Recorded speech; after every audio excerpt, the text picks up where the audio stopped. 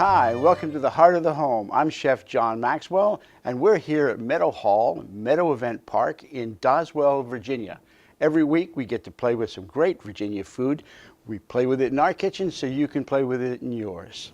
Today we got some really wonderful stuff going on. We got some great Virginia spinach, some sweet potatoes, some Portuguese chorizo sausage. It is a really good Portuguese or derived dish, but it is just popping with flavor. The first thing we're going to do is heat up our pan. That's going to get a little hot. We're going to add some olive oil to this, just a little bit. Now all we're doing is adding a little fat. You can add any kind of fat you want, really. You can use a little butter, you can use a little bacon grease, anything you want. But we're using olive oil here because it's got a neutral flavor. All right. That's hot. I'm going to add this sausage. All right. And this is a chorizo sausage from Portugal. And the difference is that this is not hot. This is a mild chorizo sausage. The Spanish kind or the Mexican kind, South American kind is usually pretty spicy, but the Portuguese is not. So I'm going to add this. Yeah, you need to make sure your pot's hot enough for it to sing to you, and it's doing that. So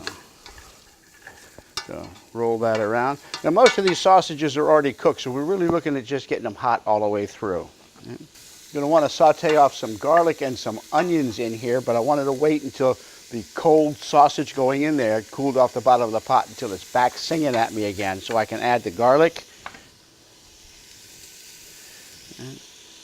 and some onions.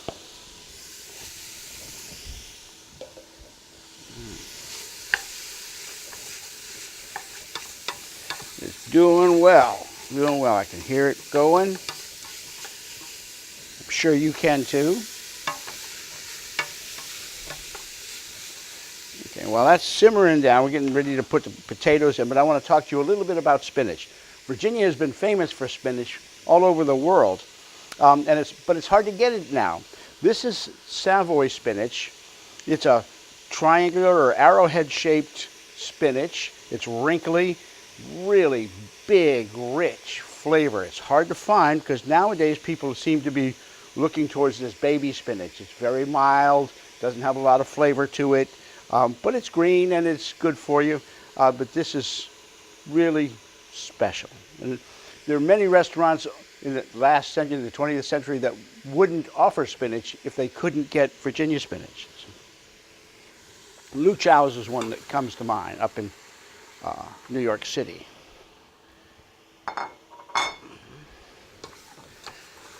Potatoes in there.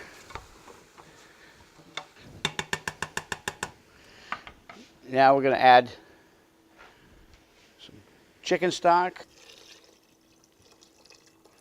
and let that come to a boil.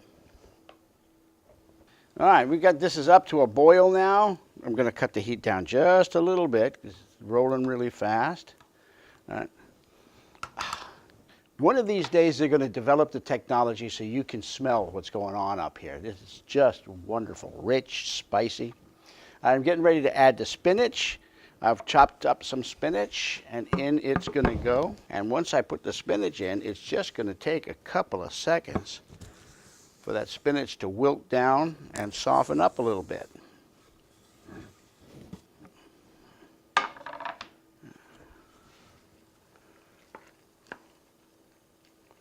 There it goes. Oh, it's just gorgeous. Let that simmer just a little bit. You have to be careful. The kind of sausage that you use is going to have a lot of effect on the final flavor. You can use any sausage you want. Italian sausage, crumbly sausage, Spanish sausage, breakfast sausage if you want. But make sure you take the skin off of it so that it crumbles up and goes into it, unless it's a sausage like this or a salami or something that you're going to dice up.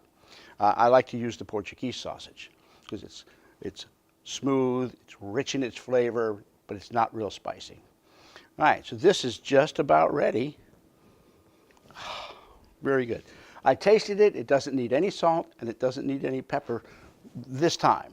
But the different ingredients are going to react a little bit differently, so sometimes you might need a little salt or pepper.